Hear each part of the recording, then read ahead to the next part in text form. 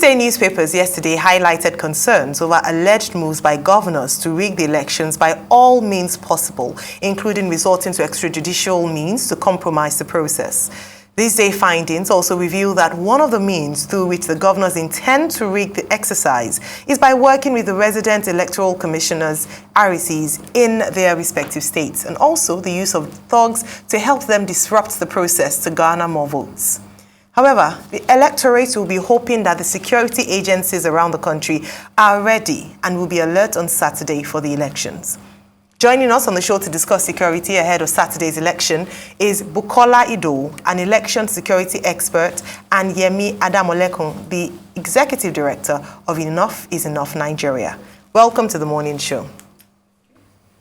Good morning. Thank you for joining us, Bukola Idowu and Yemi Adamolekun. Well, look, security is a major concern. Violence.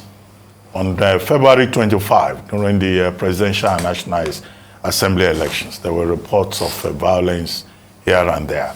Ahead of tomorrow's election, there have been reports also of violence, particularly in Lagos State. Somewhere in Surulere, Bode Thomas Junction yesterday, members of the Labour Party were attacked because they wanted to go out ahead of the deadline for campaigns.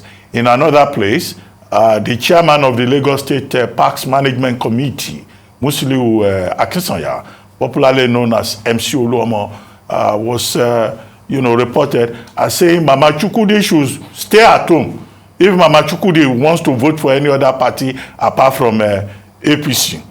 Otherwise, well, he left that hanging. These security agencies, yes, they've been promising. There was an interagency committee meeting on electoral security.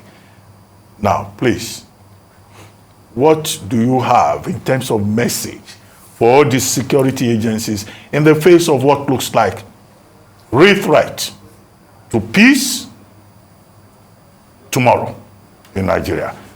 For both of you, who will start first? Yemi, maybe you go first. I think it's really very critical, not just security agencies, but really under that, the chief security officer of the state, which happens to be the governor. Now, you mentioned what happened with the Labour Party. There are 5 local governments in Lagos that there have been either statements or allegedly that there will be different festivals to keep the one, for example, for Ikorodu, the flyer that came out said not original Yoruba. I wonder what a fake Yoruba person is, or non-indigent. Now, we reached out shortly before the show to Abike Dabiri, who is from Ikorodu, and she shared a statement where the Oba's Palace said it's not true. But the point is, these things have gone out. 5 local governments, that's 20% of the local governments in Lagos State, or 25%, yeah, of the local governments in Lagos State. No statement from the Lagos State government. One, all of the Bales, Obas get their staff of office from Lagos State. So Lagos State has a responsibility to issue a statement telling citizens that they do have the right to vote. Because regardless of what the flyer might be fake or not fake, we understand things travel. So the flyer has traveled far. I just got the statement this morning, shortly before I came on air. People will capitalize on it. There's a thread on Twitter talking about a community, Akeson, where people are already capitalizing on that to just harass people and tell them they're walking during daylight. Because part of the narrative is also Olu and all these festivals happen at night, so it shouldn't affect anything. But when people capitalize on it and people are afraid, it keeps people at home. So you have that. And then you have your point about MC Olumo. I think what's critical about MC Olumo, not only his antecedents as a head of the NURTW in Lagos and things that he's been alleged to have done, but also the fact that at this particular moment, he's a staff of Lagos State government. Again, another opportunity for the Lagos State government to speak very clearly. His statement on the video was not only stay home if you're not voting APC, he also said in Yoruba, basically, if the vote is not going our way, you know what to do. And there were reports about an APC rally in Acme 2 days ago or yesterday where the same things were being said. And that the fact that, for example, in Etiosa, it was because the military came out that they were unable to do what they wanted to do. Now, these are real concerns by agencies of the Lagos State government. And then the third thing that Lagos State also hasn't spoken to is that its own actions in telling civil servants to bring, they wanted photocopies of the polling PVCs. They were listing out people's polling units so they can check if you delivered your polling unit. I said this last time that I was here. At the presidential election, one of the polling units in the Etiosa area, one of the gentlemen that was seen to have come in to disrupt with others was an official of a Lagos state agency. So I think this morning, my message quite clearly, in addition to security agencies, is to the Lagos state government, or more directly actually, to the governor of Lagos state. You are not governor of APC members, you are not governor of Yorubas, you are governor of Lagos state. And it is critical as we go to elections tomorrow for you to make a clear statement about the fact that or whichever ones, we've got Amuwodofin local government, Ojo local government, Ajeromi Felodun, Etiosa, and Ikorodu. Those are the 5 local governments that flyers have been circulating that they're doing one thing or the other. So it's critical to address those ones. And it's critical to put your staff in check, i.e. MC Olumo. His statements, yeah, this is the flyer now showing, but they now say that it's not really happening. But there needs to be a clear statement that it's not there, especially because of the language, non-original Yoruba and non-indigenous. And your staff, speaking to MC Olumo, because the effect is real. It's not just people bringing out machetes or guns, but there's a psychological effect of will I be safe and what will happen. We have engaged the CP and he says he's escalating the issue. So we do expect that today, that Lagos State will issue a statement to this effect. Brilliant. Thank you very much. Bukola Idowu. Bukola, are you there? Well, I think Yemi focused on Lagos State, and I want to say this is basically not an issue that is limited to Lagos alone. It is becoming a national virus that we need to tame. The aspects of insecurity in election, violence in the election. And you see what is going on in Kano. What if you hear with our tracking and what has been going on in Kano, Kano is also a very serious hotspot in this coming election. You see what happened during on the 25th of February election. It was a bit terrible. Then you have Sokoto, you have Kaduna, just that in the north, and then Kogi, things are going on there now in terms of violence. Then you come to the east, Enugu is there, and Imo is even another issue that we begin to see. Then you come back to Delta State, where you even have a assassination attempt on the PDP governorship candidate over there. And you've seen that all over. Even right here at our nose in Osun, we saw things happening. I think Osun State House of Assembly Speaker raised an alarm recently about what is going on in Ilesha. And that happened right there on our nose. So what the picture I'm trying to paint now is that it's like a national virus that we may need to tame. However, this is my major concern. We need to understand, and I think, let me borrow that from what Yemi said just now, that the governor is the governor of the state, not the governor of Yoruba or any other tribe. The same thing happened to the Nigerian police. They are called Nigerian police, not APC police, not PDP police, not Labour Party police, not NMPP police. The same thing when we come to Nigerian army. And I think this time their loyalty should be to the Nigerian constitution and not to anybody, whether it's contesting or not, whether you are the chief security officer or not, and who is giving illegal instruction to some of them to begin to do whatever they are doing. And I think we need to begin to come to that. If care is not taken, we are already collapsing and then corrupting our institutions. And then where we now begin to have loyalty to a person rather than to the state. So this is what we are having. After 25th of February election, people were arrested. You have election violence from our situation room. We recorded 89 cases of electoral violence spread across with 671 victims, and then some of them women and the rest. And then, so you now begin to ask yourself, the statement we've been able to get from the police is that investigation is ongoing and then they are going to pass some of them to INEC. Now, this is like 2 weeks after. What does it take? Even as I'm talking to you, politicians are already filing petition. Now we are yet to see people in court, electoral offenders in court now. And when that injustice is done, then what happens is that people now begin to feel they are bigger than the state. And that is why somebody can come out boldly to say, look, Mama Shukudu should stay at home. By now, that particular person should be undergoing interrogation.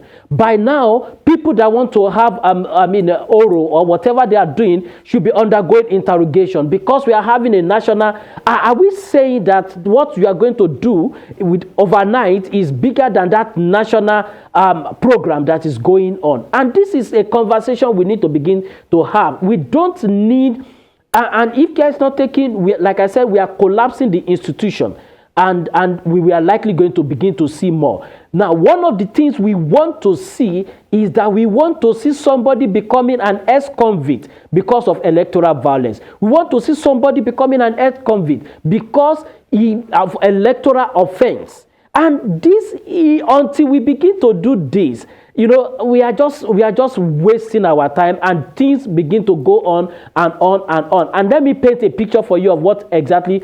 In 2019, I said it, 1,436 offenders. Till today, we don't know what happened to them.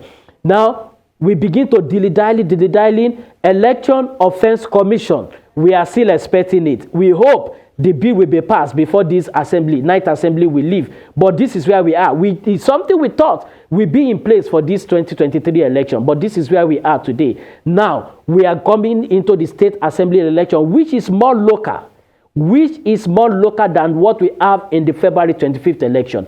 And I think the security agencies, and let me say this, the security agencies have an idea of where the hotspots are. They have an idea of the victims, of the perpetrators, the likely perpetrators of violence. Now, what we want to see is that are they being proactive, or we want to see a security agencies that will be reactive on the election day. After the deed has been done, they will now begin to blow siren 15 minutes after coming to the scene and begin to arrest anybody they see. But while that thing is ongoing, do they have intelligence? What about the intelligence gathering? Now they need to nip things at the bud, or else we might likely have an election on Saturday that are going to be fraught with voter apathy because people are being intimidated. Then again, the little percentage of people that will come out are also going to be confronted with violence at the polling unit. And I think this is not the kind of election we want to have on Saturday. Well, thank you, Mr. Idowu. So let me ask you a question. Yesterday, we had Malam Garba Shehu, spokesperson of the president.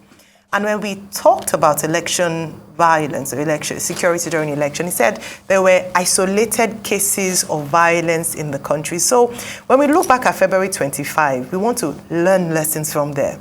If we don't feel that security was a big issue, just isolated in small areas, then it means that going into tomorrow's election, we won't have that seriousness attached to it in terms of what you've mentioned as to mapping these areas, potential hotspots. From your perspective, what was the true picture of what happened on February 25, and what lessons can we take into tomorrow's elections, particularly for security agencies, because we need to have a true picture of what truly happened. And then to you, Yemi, I'd like to just ask you, in terms of your statement around the governor having to say something. The governor has said that security is not under his jurisdiction. So what can he really do, aside, of course, make statements like you called for? What more can he, as Chief Security Officer of the state, do in response to these threats and these, or violence? What more can he do beyond just a statement? Mr. Idowu, please go for him first. Okay, so I think it also another challenge I've seen here is that how the security agencies or whoever in charge, or like you mentioned Garba Shehu now, how they use data is also another form of concern to us. Because number one, are they looking at it? Because the issue here is that people try to use data and let the data speak to their own satisfaction, and then they want to now applaud themselves and say they are doing good. Because what you are looking at is that if you have 176,000 polling units, and you say, just less than 10,000 polling units witness electoral violence. And then you now say, oh, wait, it's just an isolated cases, it's not widespread. And I think we are giving ourselves false hope. Let's look at it holistically. The data we have, and I think which they have is in the public domain, is that every geopolitical zone in the country witnessed one form of electoral violence or the other on the election day.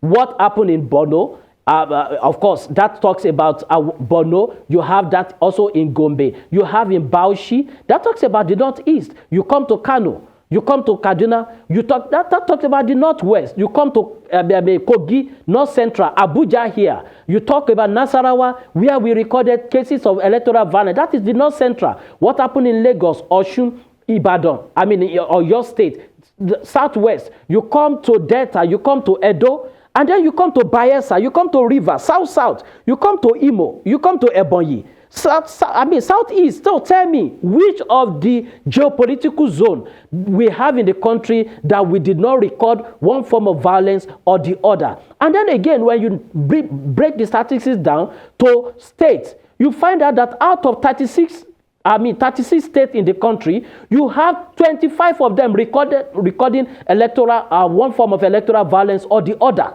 You know, so I want to know what we mean by isolated cases. Some people lost their life in the election. Some people were stabbed. Some people, see, again, the question we need to begin to ask ourselves, and it talks about the sanctity and the value we place on human life.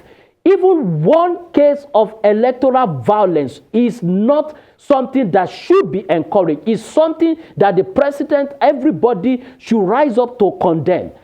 Just one. And we now begin to talk, oh, they are no more than they are isolated cases. Do people need to die in our election? Don't forget, election is a civil affair. It's not a military affair. We are not in war.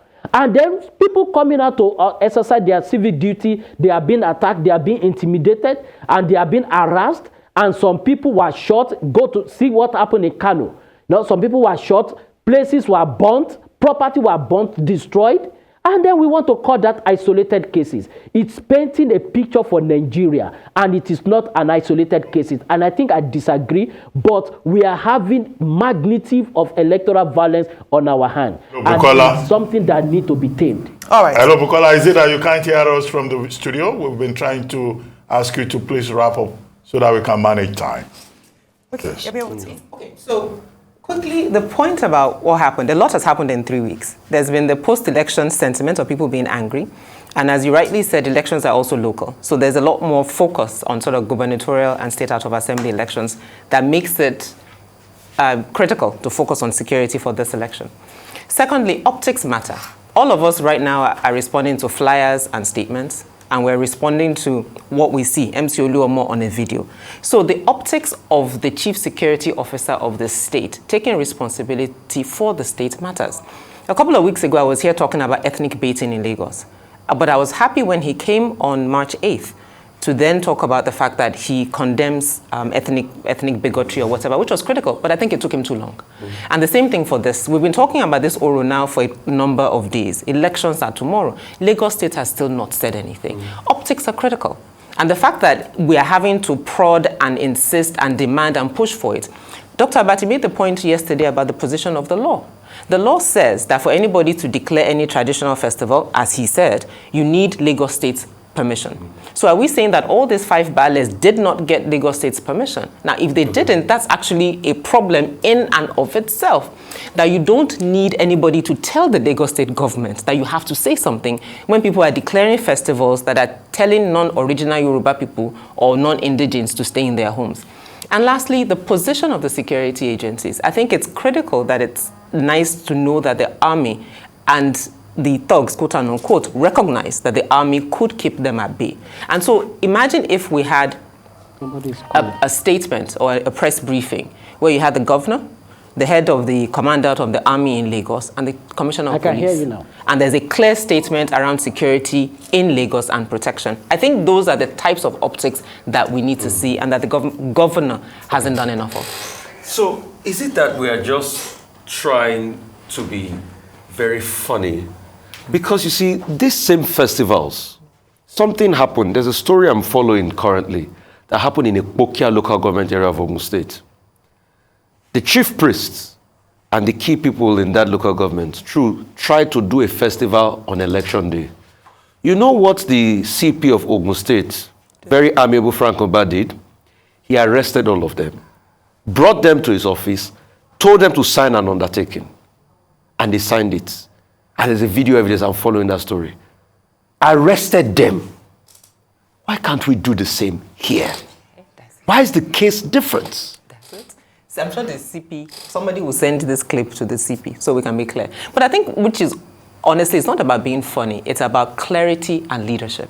And that's my point to the Lagos State Governor, that there hasn't been that clarity of saying, this is my state and I will not condone this rubbish. And he hasn't done that. And that's simply the case. Because if he thinks it's that critical and he calls the Commissioner of Police, I don't understand what these people are doing. I'm not aware that this was done. Kindly do your job, to your point, as the security agency in this state. I'm sure our outcomes will be very different. At the hands of the CP type, because this is a fellow CP in Ogun State that did this, so I'm sure he can. Are the hands of the CP of Lagos tied?